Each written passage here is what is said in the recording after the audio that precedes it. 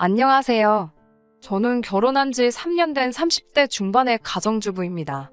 시어머니가 결혼도 하기 전에 시집간 신우한테 제 재산 내주라며 말도 안 되는 억지를 쓰시길래 재산 대신 남편을 내주었습니다. 남편과 저는 우연히 만났습니다. 아는 언니가 나가기로 한 소개팅이 있었는데 언니가 갑자기 바쁜 일이 생겼다며 저에게 대타로 나가달라고 부탁을 하더라고요. 당시 저는 언니의 부탁을 거절할 수가 없어서 밥이나 한 끼 얻어먹고 와야겠다라는 심정으로 나갔습니다. 그런데 생각보다 남편이랑 말이 너무 잘 통해서 사귀게 되었고요.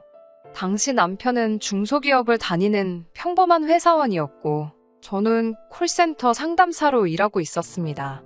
둘이 합쳐 한 달에 500 정도를 벌었기에 결혼 이야기가 나왔을 때 같이 먹고 살기에 무리는 없지 않을 거라 생각했습니다. 저 같은 경우 친정 부모님이 결혼을 하게 되면 5천만 원 정도 지원을 해주신다고도 했었고 모아둔 돈도 조금 있었거든요. 하지만 막상 먼저 결혼 이야기를 꺼냈던 남편의 경제적 상황을 짚어보니 한숨밖에 나오지 않았습니다. 모아둔 돈은 2천만 원이 전부였고 시댁에서는 아직 대학교 졸업도 안 한 신우와 당신들 노후가 불안해서 맏아들인 남편이 장가를 간다는데도 한 푼도 보태줄 수 없다고 하셨습니다. 사귄 지 1년도 되지 않아 결혼을 약속한 마당에 시댁에서 그렇게 나오니 이 결혼을 하는 게 맞는 건가라는 고민을 하게 되더라고요. 친한 언니에게 어찌하면 좋겠냐고 털어놓으니 오히려 시댁에서 아무런 도움도 받지 않으면 나중에 혹시나 시댁에서 무리한 요구를 해와도 떳떳할 수 있다고 조언을 해줬습니다. 일리가 있는 말처럼 들렸어요. 물론 친정부모님도 이 상황을 아시고는 이 결혼은 안 하는 게 좋겠다고 말씀하셨습니다.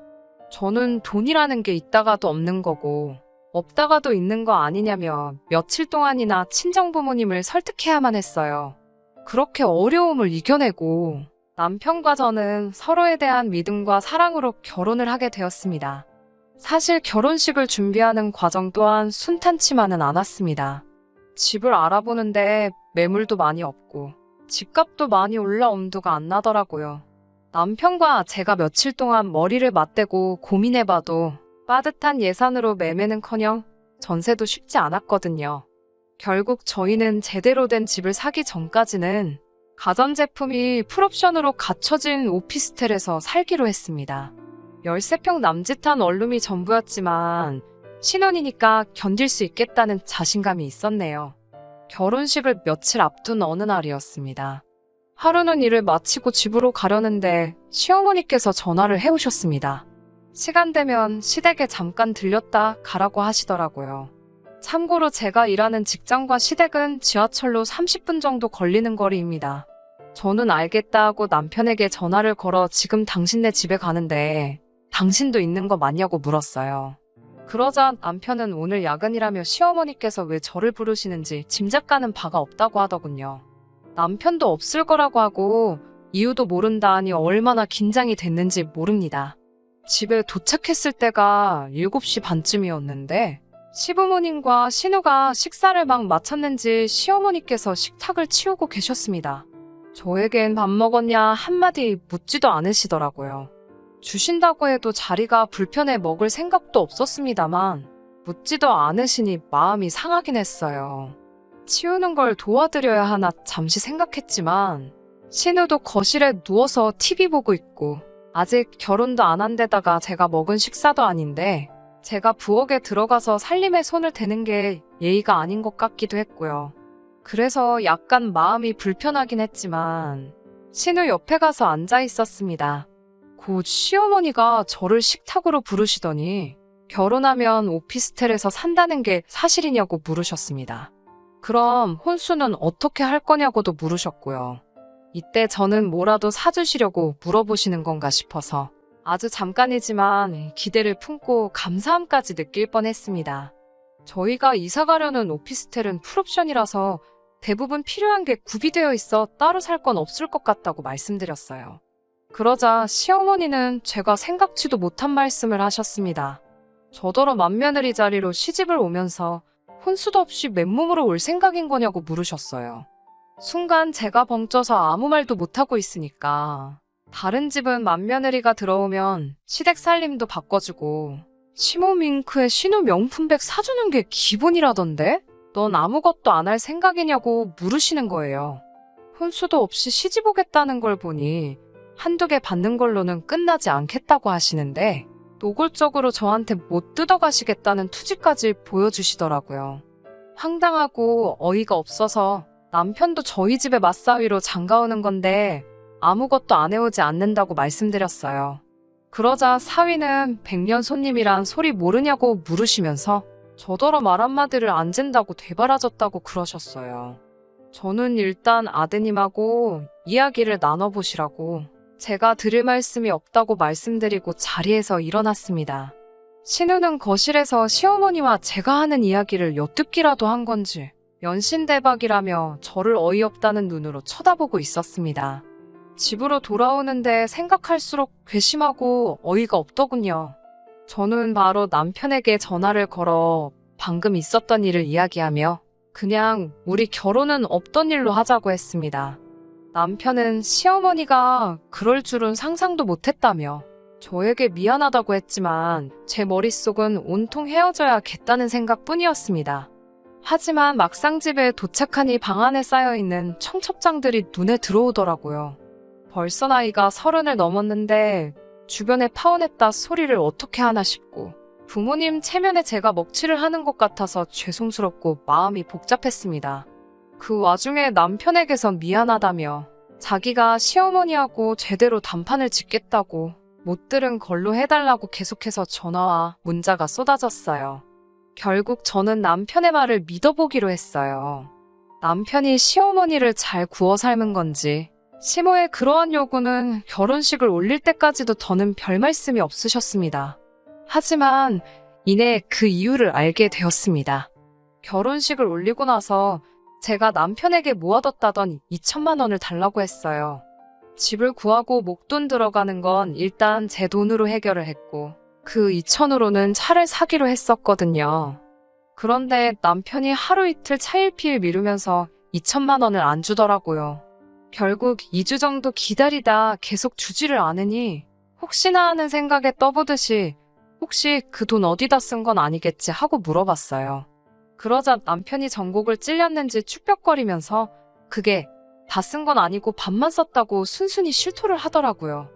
결혼 앞두고 제정신이 박힌 게 아니라면 그 돈 가지고 뻘짓은 하지 않았을 테니 혹시 뭐 주식이나 코인 같은 걸로 돈 조금 불려보려고 했던 거냐고 물어봤어요. 그런데 그런 건 또 아니랍니다. 그럼 도대체 뭘 한 거냐고 그 많은 돈이 다 어디 갔느냐 물으니 시어머니가 키워준 값도 안 내놓고 장가를 가냐고 아들 키워놔봤자 소용없다며 나오지도 않는 눈물을 쥐어짜내고 아주 난리도 아니셨답니다. 보다 못한 남편이 홧김에 1,000만 원이면 되겠냐고 소리를 질렀더니 시어머니는 자기가 언제 울었냐는 듯이 그거면 되겠다고 지금 보내라고 하셨다 하네요. 남편 말로는 어이도 없고 진짜 치사하고 더러워서 그냥 이걸로 더 이상은 안 해주겠다는 생각으로 줬다는 거예요. 지금이야 아쉽겠지만 이게 더 멀리 보면 사게 먹힐 거라면서 제게 설명하면서요. 터무니없고 황당한 이야기에 기가 다 차더군요. 남편은 제 눈치를 살살 보면서 다시는 저하고 상의 없이 시댁에 금전적인 지원은 하지 않겠다며 믿어달라고 하더군요. 이미 혼인신고까지 다 한마당에 1,000만 원 때문에 갈라서자 할 수도 없고 알겠다고 했습니다. 하지만 생각할수록 속상하고 열받아서 몇 날 며칠 밤잠을 설쳤네요. 게다가 결혼식을 올리고 얼마 지나지 않았을 무렵 남편이 일하던 회사 직원이 공금을 가지고 해외로 도주를 하는 사건이 터졌습니다. 회사는 난리가 났고 남편은 졸지에 직장을 잃었어요. 문제는 그 일로 남편이 큰 충격을 받아서인지 새로운 직장을 알아볼 생각은 안 하고 집에서 술만 먹으며 한 달 가까운 시간을 허비했다는 겁니다. 저는 도저히 그런 남편을 더는 봐줄 수가 없어서 이럴 거면 차라리 같이 장사라도 하자고 했습니다. 저도 매일같이 고객들한테 전화기 너머로 불평불만을 듣는 상담사라는 일에 이골이 난 상태기도 했거든요. 그렇게 남편과 저는 대학가에서 포장마차를 열게 되었습니다. 포장마차 자리도 다 임자가 있다는 소리는 들었지만 정말 뚫고 들어가기 어렵더군요. 그나마 타이밍 좋게 원래 장사하시던 분께서 허리 디스크 수술로 더 이상 장사를 못하겠다고 내놓은 자리를 권리금 700에 살 수 있었습니다. 그런데 포장마차 일이라는 게 정말 보통 힘든 게 아니더라고요. 저희는 오후 5시부터 장사를 시작했지만 장사 준비는 아침부터 시작해야 했습니다. 배달비라도 아끼려고 아침부터 직접 이 시장에서 저 시장으로 뛰어다니며 발품을 팔아야 했거든요. 하지만 정작 저를 힘들게 한 건 이런 고된 일정이 아니라 남편의 불성실하고 무책임한 태도였어요. 솔직히 처음 한 4-5달은 손해만 보다시피 했어요. 둘 다 장사를 처음 해보는 거다 보니 생각지도 못한 곳에서 실수를 하기도 했고 손님들에게 욕도 먹고 사기도 당하고 정말 별일이 다 있었거든요. 문제는 이런 일이 생길 때마다 저는 이런 경험도 다 피가 되고 살이 된다 생각하고 더 죽기 살기로 장사에 매달린 반면 남편은 하루가 다르게 의지를 잃어가더라고요. 이렇게까지 해서 돈을 벌어야 하는 거냐면서요. 어르고 달래는 것도 하루 이틀이지 장사만으로도 지치고 힘든데 제가 남편 멘탈까지 제가 관리를 하려다 보니 이러다간 제가 먼저 쓰러지겠다 싶었습니다. 결국 저는 남편에게 돈 100만 원만 벌어와도 좋으니 어디 출근할 만한 곳을 찾으라 했어요. 장사는 제가 혼자서 어떻게든 해보겠다고요. 얼마 후 남편은 예전에 같이 일하던 동료의 소개로 다시 일자리를 구하게 되었습니다. 월급도 직책도 예전만 못했지만 본인이 만족해하니 저도 그걸로 됐다 싶었습니다. 게다가 남편이 더 이상 신경 쓰이게 하질 않으니 덩달아 포장마차 매상도 오르더군요. 그렇게 포장마차를 시작하고 2년쯤 되었을 무렵 저는 월 평균 700-800 이상을 벌고 있었습니다. 반면에 남편은 월 200을 간신히 넘기고 있었어요. 분명히 말하지만 이때도 저는 남편과 이혼을 생각하지 않았습니다. 비록 종종 남편이 자기는 엄연히 사무직이고 저는 장사꾼이라면서 마치 직업에도 귀천이 있다는 식으로 말했을 때도 저는 그저 남편이 자존심이 상해서 그러나 싶었고 진심으로 남편을 이해하려고 했어요. 월소득이 안정적으로 자리가 잡혔다 느껴지면서 저는 정식으로 가게를 차려야겠다는 생각을 하게 되었습니다. 아무리 장사가 잘 돼도 포장마차라고 하면 무조건 색안경을 쓰고 보는 사람들이 불편하기도 했고 언젠가부터 제 이름을 내건 프랜차이즈 매장을 여는 목표를 갖게 되었거든요. 남편에게도 슬슬 포장마차를 접고 가게를 내려고 한다고 이야기를 했어요. 가게를 열고 나면 아이도 갖자고 약속했고요. 남편이나 저나 애를 좋아해서 원래는 결혼하자마자 애를 갖고 싶었는데 그땐 경제적으로도 불안하고 그래서 계속 미루고 있었거든요. 아무튼 며칠 뒤 시어머니에게서 연락이 왔습니다. 언제 한번 밥이나 같이 먹게 남편이랑 시댁에 오라고요. 사실 남편 실직했을 때 제가 시어머니께 한번 하소연을 한 적이 있습니다. 정신 차리라고 따끔하게 한마디라도 해달라고 말이에요. 그런데 시어머니께선 저에게 네 남편이니 네가 간수를 똑바로 해야지. 왜 나한테 와서 떠넘기냐고 하셨어요. 그 말씀에 제가 정말 너무 실망해서 그 이후로는 정말 명절이나 생신 때 아니면 연락 안 하고 지냈습니다. 전화를 받은 주말에 점심 식사를 하러 시댁에 갔습니다. 당시 결혼한 지 햇수로 3년 차였는데 부끄러운 이야기지만 처음으로 시어머니가 차려주시는 밥을 다 먹어봤네요. 도대체 무슨 말씀을 하시려고 이렇게 잘해주시나? 돈이라도 빌려달라고 그러시는 건가? 얼마나 빌려달라 하시려고 이러시지 별 생각이 다 들더라고요. 한 500까지는 빌려드려도 되지 않을까 그런 눈치를 보면서 식사를 했습니다. 이윽고 식사를 마치고 시어머니와 신우 그리고 남편과 저 4사람이 거실에 모여 앉았습니다. 시어머니께서는 저더러 요새 장사하느라 고생이 많다며? 라고 말문을 여셨습니다. 이제 많이 익숙해져서 괜찮다고 하자. 그거 참 다행이라고 하시더군요. 그러더니 그럼 가게 내지 말고 그 자리에서 장사를 좀 더 하는 게 좋겠다고 하시는 거예요. 그게 무슨 소리냐고 물으니 눈에서 꿀이 떨어지는 것 마냥 사랑을 가득 담은 눈으로 신우를 바라보시면서 신우가 아이를 가졌다고 말씀하시더군요. 저는 신우가 남자친구가 있는 줄도 몰랐기 때문에 깜짝 놀랐어요. 하지만 바로 뒤따르는 시어머니의 말씀에 더 놀랐습니다. 결혼할 상대가 신우보다 5살이나 어린, 이제 막 군대를 다녀온 학생이라는 거예요. 그러면서 저더러 가게 용돈을 일단 달라고 하셨습니다. 빌려달라는 것도 아니고 일단 달라고요. 살면서 신우가 천천히 갚아 나갈 거라면서요. 어찌나 황당한지 웃음이 다 나오더라고요. 그 돈을 제가 어떻게 벌었는데 어떻게 신우한테 주냐고 못 준다고 말했습니다.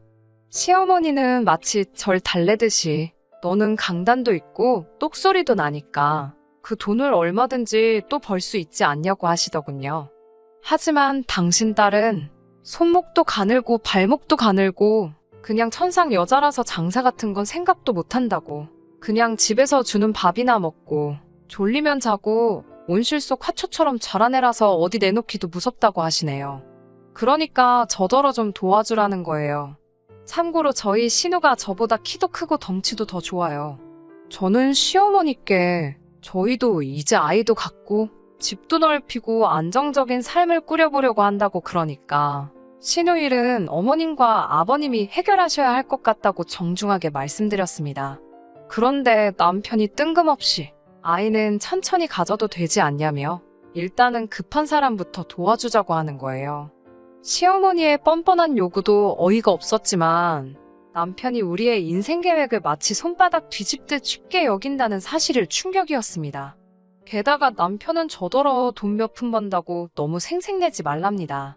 한술 더 떠서는 자기 실직했을 때부터 제가 자기를 무시하기 시작했다고 하네요. 남편은 알기를 얼마나 우습게 봤으면 남편을 시장을 다니게 하고 장사를 하게 만들고 그러냐고요. 물에 빠진 사람 구해주니 보따리 내놓으라고 한다는 옛말이 딱 맞더군요. 저는 시어머니와 신우한테 절대로 돈 못 해준다고 딱 잘라서 이야기했습니다.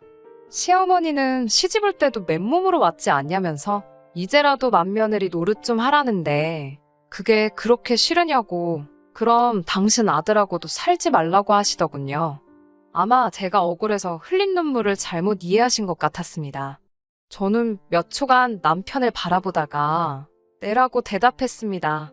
제가 돈은 죽어도 못 드리겠고 대신 아드님 돌려드리겠다고 했어요.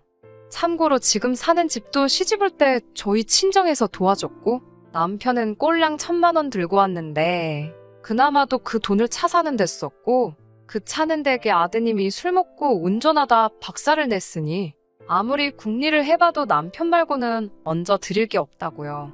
그제서야 남편도 시어머니도 이게 아닌데 싶었는지 저더러 죄송합니다 하고 숙이고 들어오면 될 것을 어찌 일을 크게 만드냐고 헛소리를 하더군요. 저는 신우한테도 그 손목이면 한 번에 쟁반 4개씩도 나를 수 있다고 나이 먹었으면 나이값 좀 하고 살라 했습니다. 남편한테는 오늘부터 집에 들어올 필요 없으니까 여기 있으라고 당신 짐은 퀵으로 다 보내주겠다 했습니다. 집에 가려고 가방을 들고 일어나는 순간 시어머니가 돈 좀 버니까 세상이 다 네 발밑 같냐며 제 머리채를 잡으시더군요. 저희 친정부모님도 저 잘하는 동안 제 몸에 손 뗀 적이 없으신데 말이지요. 순간 정신이 획 돌아버리는 것 같았어요. 남편이 눈에 들어왔고 손에 들고 있던 핸드백으로 휘둘러 남편을 때렸습니다. 하필이면 그 핸드백이 쇠장식이 엄청 많았는데 그걸로 남편 머리통을 날렸더라고요. 남편이 소리를 꽥 지르면서 쓰러졌어요. 피도 안 나고 욕도 하는 걸 보니 치명타는 아니었나 보더군요. 저는 그 틈을 타서 뒤도 안 돌아보고 그 집을 벗어났습니다. 당연히 얼마 지나지 않아 남편과 시어머니가 번갈아 가면서 전화를 해대더군요. 저는 결국 친정아버지께 연락을 드렸고 친정아버지께서 한달음에 저희 집으로 쫓아오셨습니다. 사실 시어머니께서 혼자셔서 웬만하면 친정아버지가 양쪽 집안일에 나서지 않으셨거든요. 친정아버지가 도착하시고 한 10분도 채 되지 않아서 남편과 시어머니가 현관 비밀번호를 따고 들어왔습니다. 현관문이 열리면서부터 욕을 내뱉던 두 사람은 저희 친정아버지를 발견하곤 갑자기 합주기가 되더군요. 친정아버지가 평소에도 우리 딸을 이렇게 대한 거냐며 남편 멱살을 잡았습니다. 남편은 깨갱하며 죄송하다는 말만 연신하더군요. 친정아버지는 남편에게 곱게 이혼하고 우리 딸 인생에서 꺼지라고 그러시더군요. 저는 친정아버지의 그런 무서운 모습을 그때 처음 봤는데 정말 든든했습니다. 그 이후로 한 2주 동안 남편에게 미안하다며 다시 생각해볼 수 없냐는 연락이 왔지만 결국 이혼했습니다. 돈이 없는 것보다도 자격지심이 심한 그 남자를 제가 더 이상 품어줄 수가 없겠더라고요. 저는 남편과 이혼하고 포장마차를 접었습니다. 그리고 목표했던 대로 제 이름 석자를 걸고 가게를 열었습니다. 다른 걸 다 떠나서 남편에게 고마운 것이 딱 한 가지가 있습니다. 남편의 실제가 아니었으면 제 인생의 시작도 하지 않았을 사업을 시작하게 해준 것, 그리고 그로 인해 이렇게 제 이름 달린 가게 하나를 차리기까지 이렇게 성공할 수 있게 계기를 만들어 주었다는 거예요. 이혼하게 된 부분에 대해서는 한 점 아쉬운 게 없네요. 그간 제가 스스로 참아가며 희생을 해준 만큼 남편도 저를 위해 해준 게 하나도 없으니까요. 한 달에 이제 100몇만 원 받는 수입으로 새 식구, 아니 이제 신혼의 애에다가 신우랑 결혼할 남자까지 하면 5식구일 텐데 그 돈으로 평생 행복하게 먹고 살았으면 좋겠다는 생각이 드네요. 끝까지 들어주셔서 감사합니다. 오늘의 사연은 여기까지입니다.